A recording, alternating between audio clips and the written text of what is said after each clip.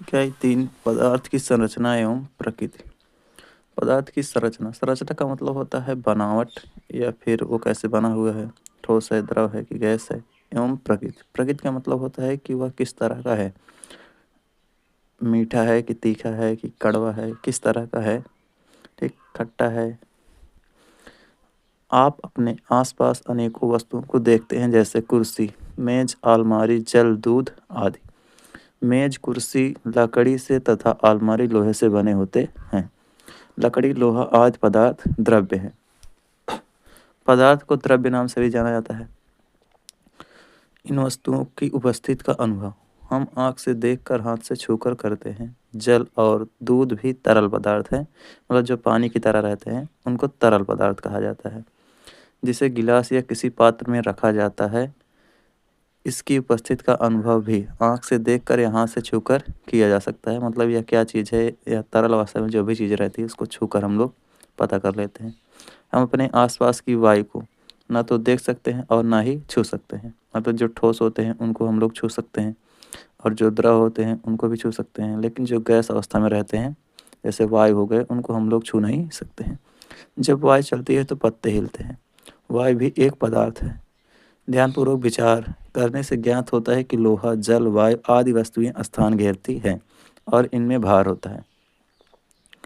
मतलब जिसमें भार होता है और जो स्थान घेरती है वही पदार्थ या द्रव्य कहलाता है। अतः पदार्थ या द्रव्य वह है जो स्थान घेरता है, जिसमें भार होता है और जिसका ज्ञान हम अपने ज्ञानेंद्रिय द्वारा कर सकते हैं।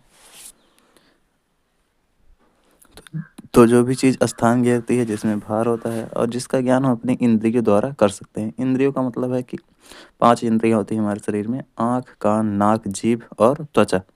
तो इनसे हम लोग जो अनुभव कर सकते हैं जिस वस्तु का, वो भी पदार्थ कहलाएंगे। पदार्थ के निर्माण की मौलिक इकाई।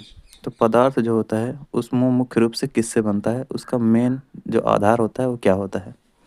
पदार्थ अनेक छोटे छोटे कणों से मिलकर बने होते हैं, जिन्हें हम अपनी आंखों से नहीं देख पाते हैं, जिन्हें हम परमाणु तथा अणु कहते हैं। तो जैसे परमाणु होता है, सबसे छोटा कण, किसी पदार्थ को हम लोग तोड़ते जाएं, अगर लास्ट तक तोड़ें तो अंत में जो बचेगा वही होगा परमाणु। और जब दो या दो से अधिक परमाणु मिल जाते हैं तो वही बन जाता है अणु। परमाणु पदार्थ का वह सूक्ष्मतम कण है जो स्वतंत्र अवस्था में नहीं रह सकता है। परमाणु जो होता है यह कभी भी आज़ाद नहीं रह सकता है, यह किसी न किसी दूसरे परमाणु के साथ मिल जाता है और अणु बना देता है। यह अकेले नहीं रह सकता है। सामान्यतः दो या दो से अधिक परमाणु संयोग करके परमाणुओं का समूह बनाते हैं, जिन्हें अणु कहते हैं। मतलब जब दो या दो से अधिक परमाणु मिल जाते हैं तो उसी को ही अणु कहा जाता है। सामान्यतः अणु दो या दो से अधिक परमाणुओं का योग होता है, जो आपस में एक बंध द्वारा जुड़े होते हैं। यह बंध अणु के परमाणुओं में परस्पर आकर्षण बल के रूप में होता है। मतलब जो परमाणु होते हैं एक दूसरे को अपनी तरफ आकर्षित करते हैं या खींचते रहते हैं, तो इनके मध्य का जो बल होता है बीच में, वो आकर्षण बल रहता है। मतलब जो खींचने वाला बल होता है एक दूसरे को। अणु को किसी पदार्थ के उस सूक्ष्मतम कण के रूप में परिभाषित कर सकते हैं जो स्वतंत्र रूप में अस्तित्व में रह सकता है तथा जो उस पदार्थ के सभी गुणधर्म को प्रदर्शित करता है। मतलब जो अणु होता है या दो से अधिक परमाणुओं से मिलकर बना होता है, और यह आज़ाद रूप में रह सकता है, स्वतंत्र रह सकता है। एक ही तत्व के परमाणु अथवा भिन्न तत्वों के परमाणु परस्पर संयोग करके अणु बनाते हैं। अणु जो बनता है वह एक तत्व के परमाणु से भी बन सकता है और दो या दो से अधिक तत्वों के परमाणुओं से बन सकता है। अणु किसी पदार्थ की संरचना का सबसे छोटा कण होता है जो स्वतंत्र अवस्था में रह सकता है, किंतु रासायनिक अपक्रिया में भाग नहीं लेता है। रासायनिक अपक्रिया का मतलब होता है जब दो या दो से अधिक तत्वों को मिलाया जाता है तो उनसे जो अपक्रियाएं होती है उसी को रासायनिक अपक्रिया कहते हैं। तो यह रासायनिक अपक्रिया में हिस्सा नहीं लेता है, बल्कि जब यह टूट जाता है तो परमाणु अलग अलग निकल जाते हैं और वो रासायनिक अपक्रिया में हिस्सा लेते हैं। परमाणु पदार्थ का सूक्ष्मतम कण है जो स्वतंत्र अवस्था में नहीं रह सकता है, किंतु रासायनिक अपक्रिया में भाग लेता है। मतलब जो अणु होता है यह पूरी सीधे तौर पर रासायनिक अपक्रिया में भाग नहीं ले सकता है, जबकि ये विभाजित होकर टूट जाता है। दो या दो से अधिक अपने टुकड़ों को जब तोड़ता है तो परमाणु अलग अलग हो जाते हैं, और वही परमाणु रासायनिक अपक्रिया में भाग लेते हैं और कोई नया पदार्थ बनाते हैं। पदार्थ की अवस्थाएं। अब देखते हैं कि पदार्थ कितने अवस्थाओं में पाया जाता है। सामान्यतः पदार्थ की 3 अवस्थाएं होती हैं। मतलब कितने रूप में होता है, तो 3 अवस्थाएं इसकी दी गई हैं, ठोस, द्रव एवं गैस। मुख्य रूप से 3 ही होती हैं, ठोस, द्रव और गैस। लेकिन कुछ और भी खोजे गए हैं जिनमें से 2 मुख्य हैं, उनको बता दी, उनको आप लोग जान लीजिए। होता है BEC, बोस आइंस्टाइन कंडेंसेट, और एक होता है प्लाज्मा। तो ये 5 प्रकार के मुख्य रूप से होते हैं। आपकी किताब में 3 ही दी है तो 3 ही पढ़ना है। तीनों अवस्थाओं को एक दूसरे में परिवर्तित किया जा सकता है। आप सोच रहे होंगे कि पदार्थ का विभिन्न अवस्थाओं में पाए जाने का क्या कारण है। मतलब जो पदार्थ होते हैं ये ठोस क्यों होते हैं, द्रव क्यों होते हैं, गैस क्यों होते हैं, इसका भी कोई न कोई कारण होगा। पदार्थ का विभिन्न अवस्थाओं में पाए जाने का मुख्य कारण पदार्थ में कणों या अणुओं की अवस्था है। ये देख सकते हैं हम लोग, ये अणु मान सकते हैं इनको, जो कण के रूप में दिए गए हैं। तो इनके अणु जैसे रहते हैं, पदार्थ की प्रकृति या पदार्थ उसी प्रकार का होता है, उसकी अवस्था वैसी ही होती है। अगर वो ज़्यादा नज़दीक हैं, देखो यहाँ पर ठोस जो है वो एकदम नज़दीक नज़दीक अणु हैं, ठीक, जिसके कारण से ये बन जाता है ठोस। और जो द्रव होते हैं उसमें थोड़ा थोड़ा दूरी पर होता है, जिसके कारण से इस प्रकार के पदार्थ जो होते हैं वो द्रव बन जाते हैं। जिनमें जो अणु होते हैं बहुत दूर दूर होते हैं, उस प्रकार के पदार्थ गैस बन जाते हैं। पदार्थ की ठोस अवस्था में कण अणु अत्यंत पास पास होते हैं, जिस कारण उनके बीच अंतराणु का स्थान, किन्हीं 2 अणुओं के बीच लगने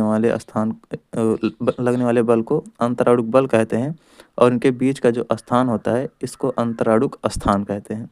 2 अणुओं के बीच का स्थान कम होता है। पदार्थ की द्रव अवस्था में कण अणु ठोस की अपेक्षा अधिक दूरी पर होते हैं, जिस कारण उनके बीच अंतराणु का स्थान 2 अणुओं के बीच का स्थान ठोस की अपेक्षा अधिक होता है। तो द्रव में क्या होता है, ये थोड़ा दूरी दूरी पर होते हैं, जिसके कारण से इनके बीच का स्थान भी थोड़ा ज़्यादा हो जाता है। पदार्थ की गैस अवस्था में अणु या कण या अणु बहुत दूर दूर होते हैं, उनके बीच अंतराणु का स्थान बहुत अधिक कम होता है, ठीक, मतलब इनके बीच की जो दूरी होती है बहुत ज़्यादा हो जाता है, स्थान जो होता है बहुत ज़्यादा हो जाता है।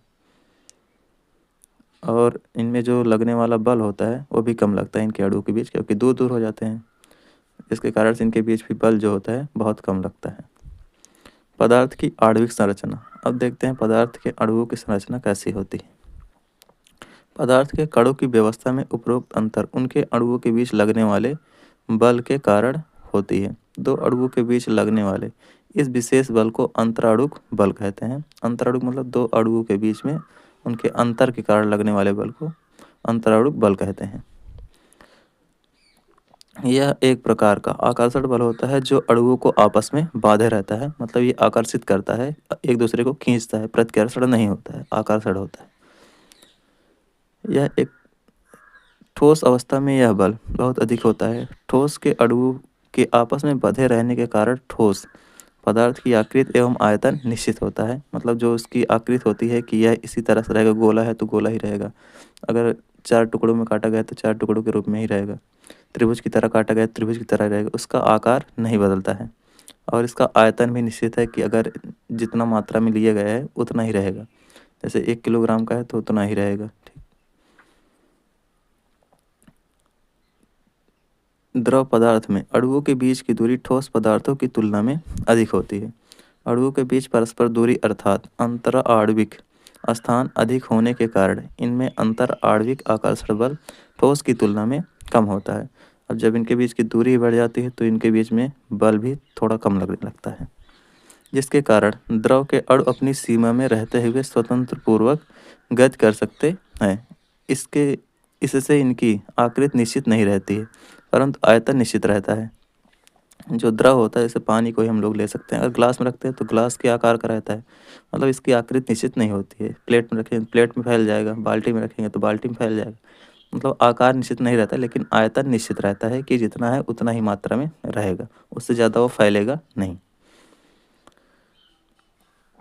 द्रव जिस बर्तन में रखे जाते हैं उसी का आकार ग्रहण कर लेते हैं, ठीक। चम्मच में रखा जाएगा तो चम्मच के आकार का रहेगा, बाल्टी में रखा जाएगा तो बाल्टी का आकार ग्रहण कर लेगा, जिसमें भी रखा जाएगा उसी का आकार ग्रहण करता है। गैस के अणुओं के बीच की दूरी ठोस एवं द्रव की तुलना में बहुत अधिक होती है, मतलब जो गैस के अणु होते हैं वो बहुत ज़्यादा दूर दूर रहते हैं, जिसके कारण गैस के अणुओं के मध्य लगने वाले आकर्षण बल का मान नगण्य होता है, मतलब जरा सा भी नहीं होता है, शून्य के बराबर होता है। तो जो इसके बीच की दूरी हो जाती है बहुत ज़्यादा हो जाती है, जिसके कारण से स्थान भी बहुत ज़्यादा हो जाता है, और जब स्थान ज़्यादा होता है तो बल भी बहुत कम लगने लगता है। गैस की आकृति एवं आयतन दोनों अनिश्चित होते हैं, मतलब इसका ना तो आकार निश्चित होता है ना ही आयतन, जिसको अगर छोड़ दिया जाए तो बहुत दूर तक ये फैल जाता है, निश्चित दूरी पर नहीं रहता, मतलब आयतन निश्चित नहीं होता है, आकार भी निश्चित नहीं होता है। ये ठोस द्रव गैस किसी भी अवस्था में नहीं पाया जाता है, मतलब अगर बाल्टी में रखेंगे तो बाल्टी की तरह रहेगा, ठीक।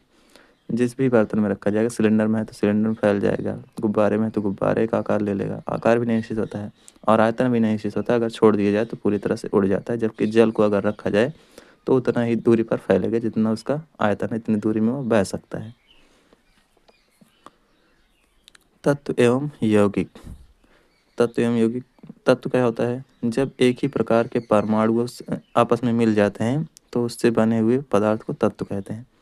एवं यौगिक। यौगिक क्या होता है, जब दो या दो से अधिक तत्व आपस में संयोग करते हैं या फिर मिलते हैं तो उससे यौगिक का निर्माण होता है। तत्व पदार्थ का वह मूल रूप जिसे किसी भी क्रिया द्वारा अन्य सरल पदार्थों में विभाजित नहीं किया जा सकता है, तत्व कहलाता है। मतलब यह एक ही प्रकार के परमाणु से मिलकर बना होता है तो इसको विभाजित नहीं किया जा सकता है, ये अणुओं के रूप में मिल सकता है बस। किसी तत्व में उपस्थित समस्त अणु या परमाणु समान गुणधर्म वाले होते हैं। तत्व में केवल एक ही परमाणु होते हैं, जैसे लोहा, तांबा, सोना, चांदी आदि। एक ही तत्व के दो या दो से अधिक परमाणु मिलकर उसी तत्व का अणु बनाते हैं। तो जब दो या दो से अधिक परमाणु मिल जाते हैं आपस में तो अणु बन जाता है। तो अगर तत्व है तो उसमें जो परमाणु शामिल होंगे, किसी भी तत्व में हो गए, हाइड्रोजन का ही मान लीजिए या फिर लोहा हो गया, सोना चांदी हो गया, तो इसमें जो परमाणु पाए जाएंगे वो चांदी के ही परमाणु होते हैं, अलग होते हैं। जैसे ऑक्सीजन, हाइड्रोजन आदि, तो इसमें जो परमाणु पाए जाएंगे इन्हीं की तरह रहेंगे। कई ऐसे भी तत्व हैं जिनका एक अणु उनके एक परमाणु से मिलकर बना होता है, जैसे हीलियम, नियान आदि अक्रिय गैसें हैं, ठीक। मतलब जो क्रियाशील नहीं होती हैं, बहुत कम मात्रा में पाई जाती हैं वायुमंडल में, तो ये जो होती हैं एक ही प्रकार के परमाणु से, एक ही परमाणु से मिलकर बन जाती हैं। यौगिक। अब देखते हैं कि यौगिक क्या होता है। तो जब दो या दो से अधिक तत्वों को आपस में मिलाया जाता है या दो या दो से अधिक तत्व जब आपस में मिलते हैं तो उससे जो बनता है उसको यौगिक कहते हैं। दो या दो से अधिक तत्व निश्चित अनुपात में मिलकर यौगिक का निर्माण करते हैं। ये हमेशा निश्चित अनुपात में रहते हैं, मतलब जितनी मात्रा से अगर हम लोग जल का सूत्र देखते हैं H2O होता है, तो इसमें हाइड्रोजन के दो परमाणु होते हैं और ऑक्सीजन का एक, मतलब ये हमेशा निश्चित अनुपात में रहता है। अगर ये दूसरे अनुपात में मिला दिया जाए तो ये बदल जाते हैं। जैसे हाइड्रोजन तत्व के दो परमाणु ऑक्सीजन तत्व के एक परमाणु से मिलकर जल यौगिक का एक अणु बनाता है। यौगिक के गुण उसके अवयवी तत्वों के गुण से भिन्न होते हैं। जैसे हाइड्रोजन भी गैस थी, ऑक्सीजन भी गैस थी, लेकिन अब जो पदार्थ मिला है हम लोगों को दोनों के मिलने से वो जो हो जाता है यौगिक हो जाता है, और ये हमेशा तरल पदार्थ में रहता है। जल हमेशा तरल होता है। रसायन की भाषा। अब देखते हैं कि रसायन की भाषा में क्या क्या चीज़ें प्रयोग किया जाता है, कौन कौन से चिन्हों का प्रयोग होता है। हम गणित में जोड़ने, घटाने, गुणा करने एवं भाग देने के लिए गणितीय चिन्ह का प्रयोग करते हैं। इन गणितीय चिन्हों के अलावा कई अन्य चिन्हों, प्रतीकों का भी प्रयोग करते हैं, जैसे चूंकि। जैसे हम लोग सवाल को हल करते समय इसका उपयोग करते हैं। त्रिभुज हो गया, इसलिए हो गया, बड़ा हो गया और छोटा हो गया के प्रतीक चिन्ह। प्रतीक चूंकि, त्रिभुज, इसलिए बड़ा और छोटा है व्यक्त करते हैं। इस प्रकार बराबर है तथा बराबर नहीं है के लिए बराबर और बराबर नहीं प्रतीक प्रयोग किए जाते हैं। मतलब इन प्रतीकों का प्रयोग हम लोग मैथ में करते हैं। इसी तरह से रसायन में भी कुछ प्रतीकों का प्रयोग किया जाता है। प्रतीकों का प्रयोग पूरे एवं विस्तृत रूप से लिखने में समय एवं स्थान बचाने के लिए किया जाता है। तो जिस तरह से मैथ में हम लोग गणित में सवाल लगाते समय हम लोग प्रतीक का प्रयोग करते हैं तो समय की उससे बचत होती है, उसी तरह से रसायन विज्ञान में भी हम लोग प्रतीकों का प्रयोग करते हैं, जिससे हमारा समय और स्थान बच जाता है, क्योंकि बहुत से तत्व हैं तो सभी को लिखने में टाइम भी लगेगा और स्थान भी ज़्यादा लगेगा, तो इसलिए प्रतीक बनाए गए हैं। प्रतीक चिन्हों का प्रयोग केवल गणित में ही नहीं बल्कि विज्ञान में भी, विशेषकर रसायन विज्ञान में जो हम लोग पढ़ रहे हैं, जैसे तत्वों के बारे में जैसे पढ़ा जाता है वो सब रसायन विज्ञान होता है, करना आवश्यक हो जाता है। हम जानते हैं कि अब तक खोजे गए लगभग 118 तत्व एवं इनसे बने लाखों यौगिक खोजे जा चुके हैं। इसलिए रसायन विज्ञान में प्रतीकों का प्रयोग बहुत महत्वपूर्ण हो गया है। तो जो तत्व होते हैं अब उनसे पहले तो तत्व ही खोजे गए थे, लेकिन अब उनसे बहुत से प्रकार के यौगिक बनाए जा चुके हैं। जैसे हम लोग अपने जीवन में भी बहुत से तरह के यौगिक का उपयोग करते हैं। जैसे रोज़ के दैनिक जीवन में अगर देखें तो हम लोग जो नमक खाते हैं वो भी एक यौगिक होता है, क्योंकि उसमें सोडियम होता है और क्लोरीन होता है। तो जब 2 या 2 से अधिक पदार्थ मिलते हैं तो यौगिक बन जाता है। और कार्बन डाइऑक्साइड जो हम लोग साँस लेते हैं वो भी एक यौगिक है। तो इस तरह से अगर हम लोग देखें तो हमारे जीवन में बहुत से यौगिकों का उपयोग हम लोग करते हैं, लेकिन हमको पता नहीं रहता है। इसलिए रसायन विज्ञान में प्रतीकों का प्रयोग बहुत महत्वपूर्ण हो गया है। तत्वों के प्रतीक। अब देखते हैं कि तत्वों के प्रतीक क्या चीज़ होते हैं, किस तरह से उनको दर्शाया जाता है और ऐसा किस लिए किया जाता है। यूनान के लोगों ने कुछ तत्वों के लिए प्रतीक का प्रयोग सर्वप्रथम किया। 1808 ईस्वी में अंग्रेज रसायनज्ञ जॉन डाल्टन ने सभी तत्व के संकेत वृत्ताकार रखने का सुझाव दिया। मतलब जो जॉन डाल्टन थे, ब्रिटेन के थे, उन्होंने यह सुझाव दिया कि तत्व तत्व जो होते हैं उनको किसी वृत्ताकार वृत्त के आकार का गोला बनाकर उसके अंदर उनका प्रतीक लिखना चाहिए, जिस नाम से हो वही लिखना चाहिए। उन्होंने विभिन्न तत्वों के संकेत वृत्त के अंदर अलग अलग निशान लगाकर बनाए। डाल्टा द्वारा कुछ तत्वों के संकेत प्रस्तावित किए गए जो चित्र 3.4 में दिए गए हैं। यहाँ पर दिखाया गया है, जैसे देखिए यहाँ पर सिल्वर का यस लिखा गया है, मतलब चांदी है। और यहाँ पर शीशा का लेड लिखा गया है, यल से दर्शाया गया है। सोना का जी लिखा गया है, मतलब गोल्ड। ठीक, तो इन्होंने एक वृत्त के अंदर रखने का सुझाव दिया था कि इस तरह से इनको दर्शाया जाना चाहिए। इसके पश्चात स्वीडन के जे बर्जीलियस ने सबसे पहले यह सुझाव दिए कि तत्व के नाम का पहला अक्षर उसका प्रतीक माना जाए। तो इन्होंने सुझाव दिए कि जो तत्व होते हैं उनका पहला अक्षर ही उसका प्रतीक मान लिया जाए, जैसे हाइड्रोजन हो गया। ठीक, तो इस तरह से मान लिया जाना चाहिए कि उसका जो पहला अक्षर होगा तत्व का, उसी के आधार पर ही दर्शाया जाए। उसी समय अनेक वैज्ञानिकों ने इस सुझाव का कड़ा विरोध किया, किंतु 100 वर्ष बाद उनके सुझाव को सबकी मान्यता प्राप्त हुई। मतलब शुरुआत में सभी ने इसका विरोध किया कि इस तरह से नहीं रखना चाहिए, किसी और तरह से रखना चाहिए, लेकिन बाद में इसी बात को मान लिया गया। इस प्रकार अब प्रत्येक तत्व को अंग्रेजी वर्णमाला के 1 अथवा 2 अक्षरों से दर्शाया जाता है। अधिकांश तत्वों के अंग्रेजी नाम के पहले अक्षर को उसका प्रतीक माना गया। मतलब जिस जिस नाम से वो शुरू होता है वही उसका प्रतीक मान लिया। जैसे हाइड्रोजन के लिए एच, क्योंकि हाइड्रोजन शुरू होता है। सल्फर के लिए यस, ऑक्सीजन के लिए ओ तथा कार्बन के लिए सी प्रतीक मान लिए गए। तो यहाँ पर हम लोग देख रहे हैं कि जिससे शुरू हो रहा है वही उसका प्रतीक मान लिया जा रहा है। एक ही अक्षर से नाम प्रारंभ होने वाले 2 या 2 से अधिक तत्वों के लिए प्रतीक निर्धारण हेतु एक तत्व के लिए पहला अक्षर प्रतीक निर्धारित कर बाकी के लिए पहले अक्षर के साथ एक और अक्षर जोड़कर उसका प्रतीक निर्धारित किया गया है। ऐसी स्थिति में पहला अक्षर दीर्घ अक्षर में तथा दूसरा लघु अक्षर में लिखा जाता है। इसको आप लोग ध्यान दीजिएगा। जो जैसे हीलियम का हम लोग देख लेते हैं, एच ई होता है, तो पहला अक्षर बड़ा लिखा जाता है, दूसरा अक्षर हमेशा छोटा लिखा जाता है। इसमें गलती मत कीजिएगा। आइए कुछ तत्वों के संकेतों को जानें। तो यहाँ पर देखते हैं कि कुछ का नाम दिए गए हैं। जैसे हाइड्रोजन का एच, कार्बन का सी, फ्लोरीन का एफ। देखते हैं यहाँ पर पहला अक्षर जो है एफ है, इसलिए इसका प्रतीक एफ मान लिए गए। नाइट्रोजन का एन, फास्फोरस का पी, सल्फर का एस, एल्युमिनियम का एल, आर्गन का ए आर। तो यहाँ पर हम लोग देख रहे हैं कि शुरुआत के ही अक्षर को मान लिए गए। यहाँ पर 2 चीज़ें थी, एल्युमिनियम से भी ए था और आर्गन से भी ए, इसलिए यहाँ पर 2 अक्षरों को रख दिए गए, ए और आर को।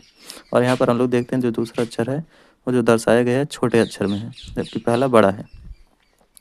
ब्रोमीन का बी आर, कैल्शियम का सी ए, क्लोरीन का सी एल, कोबाल्ट का सी ओ, हीलियम का एच ई, मैग्नीशियम का एम जी, नियान का एन ई, सिलिकॉन का एस आई। तो इस तरह से जिनका अक्षर जो एक ही प्रकार के तत्व हैं उनके नाम के लिए 2 अक्षरों का प्रयोग किया गया है, क्योंकि उससे आगे पढ़ने में कठिनाई ना हो और आसानी से समझा जा सके।